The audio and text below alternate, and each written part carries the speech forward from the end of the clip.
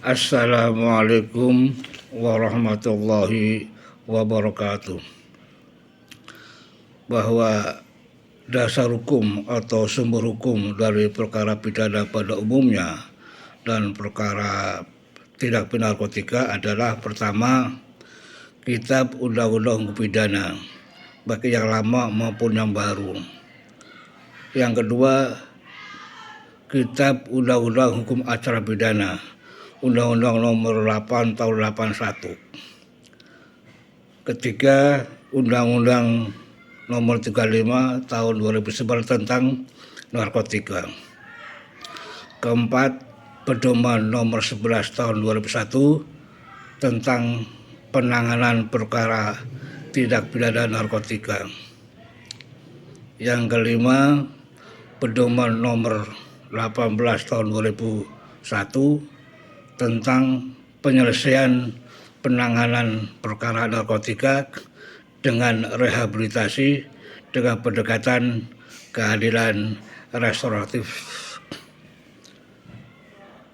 Bahwa di dalam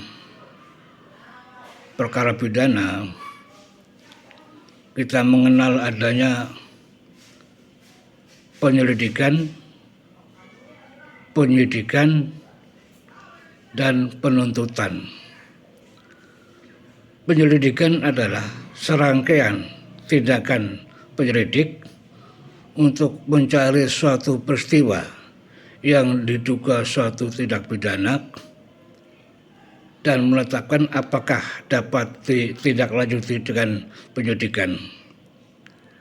Kemudian penyidikan adalah serangkaian tindakan penyidik untuk mencari dan menemukan bukti yang dengan bukti itu menjadi terang suatu tindak pidana dan untuk menemukan pelakunya. Adapun kewenangan daripada penyelidik adalah antara lain menerima laporan dan pengaduan, kemudian mencari dan menemukan bukti. Yang ketiga, menyuruh berhenti seorang yang diduga melakukan tindak pidana. Nah, bagaimana kalau laporan atau aduan kita diabaikan oleh polisi atau penyidik? Bahwa yang dapat kita lakukan adalah kita bisa melapor ke Propam dan Komisi Kepolisian Nasional. Bahwa dalam perkara narkotik, BNN juga mempunyai wewenang untuk melakukan penyelidikan dan penyidikan perkara narkotika. Adapun kewenangannya adalah sebagai berikut, antara lain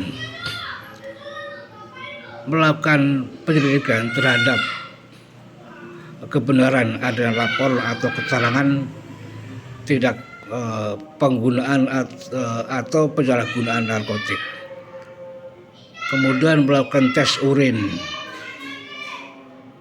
kemudian melakukan penangkapan, penahanan, penyadapan,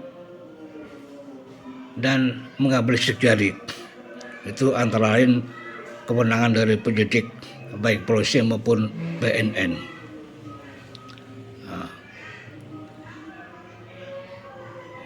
Kemudian